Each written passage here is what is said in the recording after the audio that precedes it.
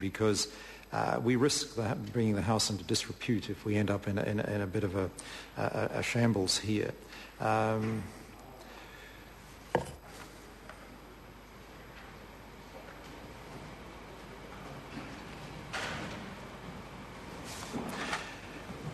The issue that you, Mr. Chairman, have raised is an interesting issue in relation to this, and that is that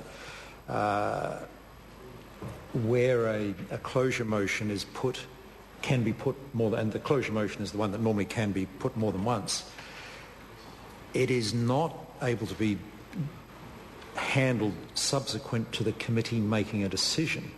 As Mr. Chairman has pointed out, the chair can refuse to accept the closure motion and debate can continue in the committee.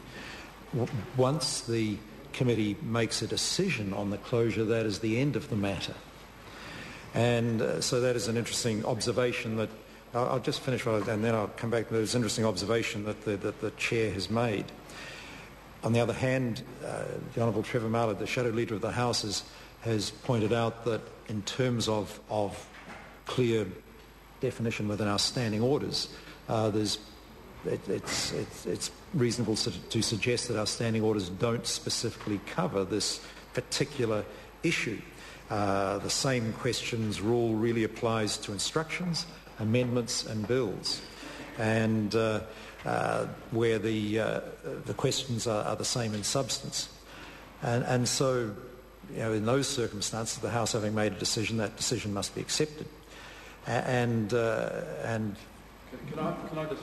I'll hear the Honourable Trevor Mallard as I reflect further on it. And I'd just like to ask you to reflect on a similar motion which is regularly moved, especially during urgency, and generally by the government minister in charge of a bill, and that is that a bill, that progress be reported on a bill and it be set down for further consideration presently. That is a motion which has been, it's a procedural motion which has been and can be regularly moved on the same legislation, on the same bill. It comes back to the House and that motion can be moved again on that same bill. So if the question is you can't move a motion twice in the same day, a procedural motion on the same piece of legislation, there is clearly precedent for that. The interesting thing is the logic of our standing orders is such to enable the decisions of the committee and the decisions of the House to be sensible decisions. That's the objective of most of these standing orders. And in the case of the closure motion, it is sensible that the chair have the discretion not to accept it, and that's why that can be put more than once or moved more than once. But once the House has made its decision, that's the end of the matter. With respect to matters of a bill being or progress being reported and being or reporting progress and sitting presently or again presently, that it makes sense for that to be possible to be moved subsequently, because circumstances may change so that the House can make a decision whether it wants to review that decision. The dilemma I have about this particular motion, where the House has voted to accept the report from the committee and that the bill has been set down for next sitting day, that is a clear decision of the House.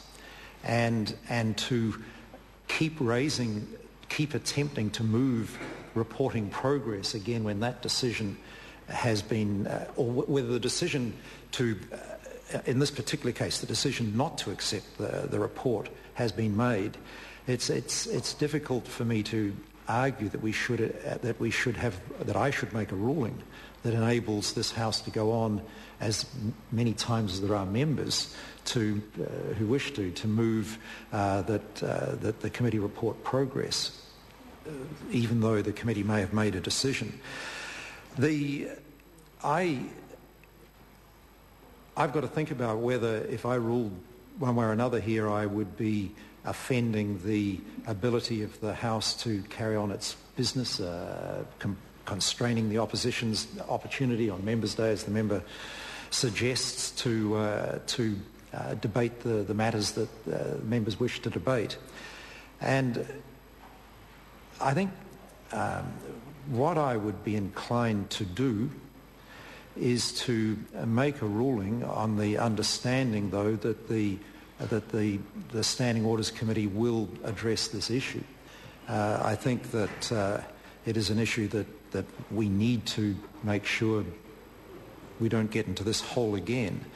But I think that I should rule that at the moment, on the basis of our current standing orders, but I accept this is purely a Speaker's ruling, that there is no standing order that says this, that where a committee makes a decision with respect to reporting progress, that is the end of the matter for that period of consideration of that bill.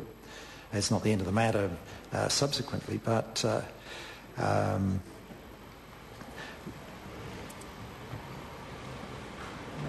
the alternative, a possibility of fine-tuning that a bit would be to allow for a further motion once further business has been transacted. For example, if the committee arrives at a new clause in the bill or a new part in the bill, that the issue could come up again because further consideration, further decisions have been made by the committee, and so it would not be, the motion then would not be negating or attempting to negate a decision the committee's already made, because the committee has transacted further business, so the circumstances have changed. And so that would be I'll hear, was it the Honourable Rick Barker, before I finally rule on the matter, but I am fully accepting that I have no clear standing order on which I can base the ruling, but I'm trying to find a sensible way forward that doesn't bring the House into dispute. The Honourable Rick Barker. Mr Speaker, I was just going to address the point that you've come on to, but I still have to take a point of order. You continued on, and I thought the way you were describing it then, that it was going to be that if a closure motion, a motion to report progress was defeated, then a motion to report progress couldn't be put again until the bill had completed its passage through the committee stage. I thought that was several steps too far. But what I think you have done is clarified the situation to say that if a motion to report progress is put at a certain point, the House decides against it, for example, then that's the matter for that particular part or clause of the bill that it's being considered. Once the House makes then another decision, such as decides to approve that clause or part, then the House starts on a clean sheet of paper again, and at that point the House can reconsider the matter if it wishes to. I think that's quite a sensible approach to take it. If it had been open-ended, then we could have had a bill that, for which there would be no procedural motion to refer it, could have been prohibited for the time that the bill sat in that particular committee stage of the House. The member makes a very useful, and I thank him very much for a very useful contribution. I'm inclined to, on the understanding that I will be actually referring the matter to the Standing Orders Committee to get our standing orders, I think, to make sure members have the chance to further consider this issue. In the meantime, I will rule that this motion to report progress, once the committee has made a decision with respect to reporting progress while considering a part or a clause, depending on how the bill is being handled in the House and in the committee, that if further decisions are then made with respect to that bill, then the motion can be the motion can be moved again, because the committee is in a new phase of consideration. Logically, matters have changed, as the Honourable Rick Barker pointed out, and it's reasonable for the committee to have the opportunity to reconsider the matter. And so I realise that I'm asking for, in some ways, for the goodwill of the House, but I will rule that way, and I will promise the House that I will make sure the Standing Orders Committee reviews my ruling and should the Standing Orders Committee wish to change it, that will be a matter that can come back to the House following the consideration of the work of the Standing Orders Committee at present. Through the point of order, Mr. Speaker. The Honourable Rick Barker. Mr. Speaker, I think that's a very good suggestion to refer it to the Standing Orders Committee, but there is a certain time issue here. The Standing Orders Committee has to complete its deliberations, refer the matter to caucuses, then bring it back and establish the standing orders.